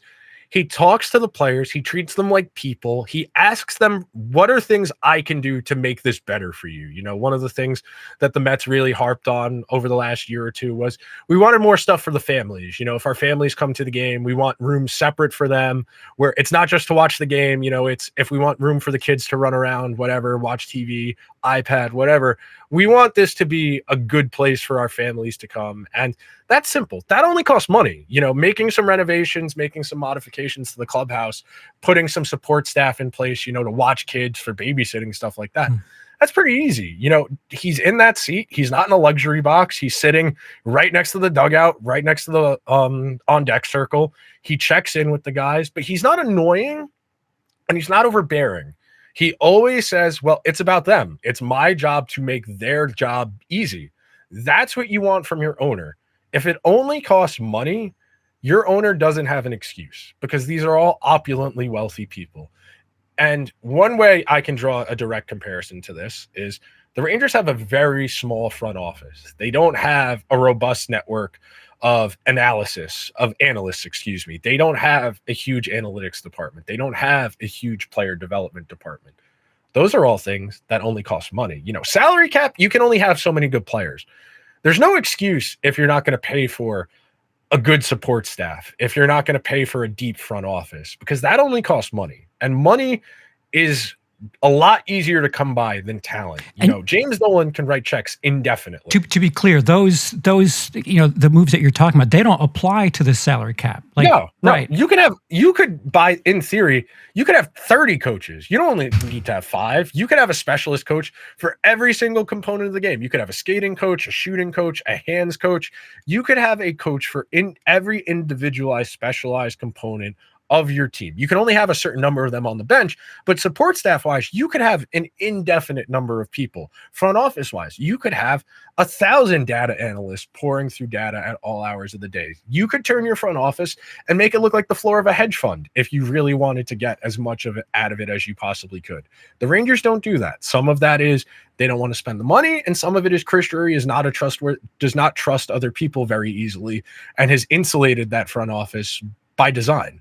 Is there a team in the NHL that you would say, I mean, again, we're recording this in April, and the Mets have been spectacular so far this season, and yes. it definitely feels different. Again, going back to the energy is very different with the Mets. Right. The energy is different. Is there a team in the NHL that has that, I don't know, that vibe about it, where it's just, it feels like it's a pleasant experience to experience the games and work for that team? The Panthers, for number one, Florida Panthers for sure. They have, when Bill Zito came in, I forget if it was 2020 or 2021, they hired a bunch of people for the front office, not just for hockey things, just to build out the business side of things, because they made the playoffs, I think, twice in the 2010s, but they had been by and large a pretty mediocre to outright bad team. They hadn't drafted particularly well, pretty disengaged fan base, and they looked at it and said, we can make the team better, but we need to make people care. We need to get people in the door. We're going to price our tickets reasonably. We want you to care. Then when the team gets good, like it has been the last few years, you have real, genuine growth. Those are fans that you bought. They bought in low on you, and you gave them a reason to keep the faith, and eventually it returned. The guys on the team, they love it there. You live in South Florida. You don't pay state income tax. You are on a good team, and everyone pulls their weight. That's one of the things when you watch the Panthers.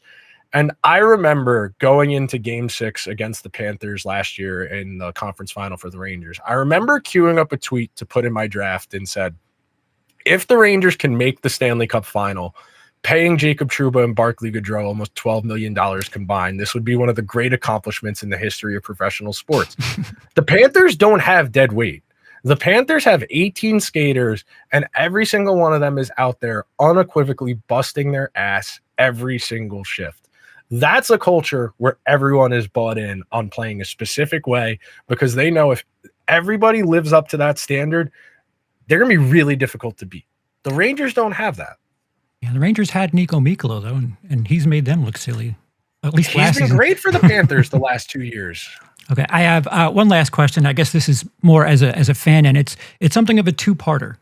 As a fan, would you rather have 20 years of solid playoff presence with a few deep runs, but no cup, or 20 years with a cup, but a ton of rebuilding seasons and not much playoff success otherwise? I'm thinking maybe of Anaheim in this case, where, would you rather have the Rangers of the 2010s and 2020s or Anaheim? Cups are forever. It's that simple. You know, the Rangers have won 4 Stanley Cups. They're about to enter their 100th year of existence. They won 3 of them before America entered World War II. There's a non-zero chance I die without ever seeing the Rangers win a Stanley Cup. I just want one. I have accepted the Giants will probably never win anything ever again. That's fine. They've won 2 Super Bowls. Liverpool have been the most successful team I have rooted for. I am very grateful for Arne Slot and probably winning the league this weekend. That's great. The Rangers, Knicks, and Mets, I would be happy if I got 2 out of those 3 teams. 2 out of those 3 teams would be great. I don't expect it to happen. I think you got to take the cup. A championship is forever. You know, people forever are going to talk about John Sebastian Jaguar, Ryan Getzlaf, Corey Perry, the Niedermeyer brother they had, that team that won the cup, young Bobby Ryan. That was a really good team, and you won a championship, and that matters. You can't ever take that away. You know, that's what they say. That's what Parcells said when the Giants won that first Super Bowl back in, I think, 86 or if it was 84. I forget which one was the first year, but they can't ever take that away from you if you win a championship. What do you think the organization would prefer? The 20 years of making the playoffs, because they can keep raising season ticket prices. This is a business at the end of the day. And that is the one thing I have really... You asked me way back at the beginning of this conversation, when does it not feel like being a fan? When is it not fun?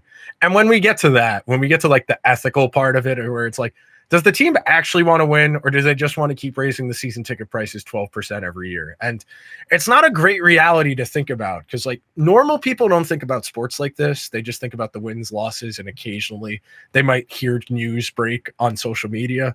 I'm in the weeds thinking about the ethical quandary of supporting an entity that isn't actually trying to do its stated goal. So I think I disagree with you, because I do remember the 94 Cup barely. But the early 2000s wasn't fun. It was not fun. And for the last 10 years, that you can even say 12 to 13, they've gone deep. And for as much as that cup is awesome, I don't really remember much about that time. Granted, because of 30 years ago now. But there are like we talked about it earlier, the Trocheck OT goal, that shift against Tampa in 22. Yeah. Like there's things where like, I don't know, the cup is a big deal. I guess we spoke about it earlier. Objectively, the cup is the thing. But, moving forward in the social media sphere, being relevant every year seems to have some sort of clout. I don't know. Do you think the fandoms would answer in the same way? Cup or nothing? I will tweet this poll question, and I'll do it on the YouTube feed as well, because I am curious, because from the people I talk to, I generally feel that most people in my demographic, late 20s, early 30s, we just want to see one. If we've never seen our team win a championship already after being alive 30 years, your odds of seeing one are decreasing by the year. That's the way I think about it. And if you just get one, you can't ever get it taken. Laughing stock, joke. Like I said, the Giants have been the worst team in professional football for the last 5 years. They can't give tickets away. They drafted a Mormon from Ole Miss 25th overall last night, who probably isn't good enough to be an NFL quarterback. And I'll always have Eli. I'll always have Strahan. I'll always have beating the Patriots twice. And championships are forever. I really yes, the memories, the players. I don't regret the time I've spent watching the Rangers in the slightest bit. I don't regret the massive forearm tattoo. I don't. But eventually I do need a championship. Otherwise, we're Ernie Banks and the Cubs, where we're talking about nostalgia, and word to Tony Soprano, remember when is the lowest form of conversation. Yeah. Do you think it's slightly tragic, or the fact that Sam Rosen's famous call was, this one will last a lifetime? And it was, as far as he's a commentator is concerned, it was the one for his lifetime. It's a great question. It is a great question. When I met Sam when I was like 14 or 15 years old, I had asked him about this, and he said, he laughed, and he was like, well, it's okay. We got time. You're young. And that's what he said. Granted, I was 14, 15 years old. And I was like, but I wasn't alive when that happened. Do you really think it's going to take a lifetime? And he laughed, and he said, you're young. You got time. And they were good, for 12, 14 years ago. Mm-hmm. If you told me in 2008 they would go the entire duration of Henrik Lundqvist's career, only making the cup final once and not winning one, I would have been really surprised. I just always, at some level in my heart, felt they have one of the 5 best goalies in the world. They can't possibly mess this up. They're about to mess it up for a second time. Yeah, I think, again, like, I've had a thematic purpose of drama and how drama plays into sports. The fact that, I can't help but think of, like, Dan Marino, no trophies. Lundqvist has no trophies. Like, it feels criminal. But yeah, Nick, I appreciate you joining me for just about 2 hours here. If you can, just let us know what you do on YouTube and where we can find you and what you have coming up. So, Liberty Blue Pod is every Monday or when news breaks. That's generally noon Eastern Standard Time. Locked On Oilers is every day, Monday to Friday. During the playoffs, if there's games on the weekend, there'll be an episode on the weekend as well. In the offseason, it scales back to Monday, Wednesday, Friday. I do Locked On NHL, which is the national Locked On show on Thursdays. That generally drops in the afternoon. What else? My Substack is Nick Zararis Content. I've been writing more consistently because I keep telling myself if I'm a writer, I need to write as opposed to being a podcaster that occasionally writes. I wrote something today, actually, that dropped about the Rangers' just perpetual state of no one wanting to take accountability for the team being bad. But I write about stuff other than hockey too. I've written a little bit about wrestling, some political stuff, culture stuff as well. On social media, all my stuff is just my name, Nick Zararis, Zararis. On TikTok, it's Nick Zararis Sports, I think. Yeah, Nick Zararis Sports on TikTok. But as you can tell, I really care about sports. As do I. And I appreciate your time. And if you're watching this, all of the information that he provided will be in the comment section. For Nick, I've been Charles. Thank you.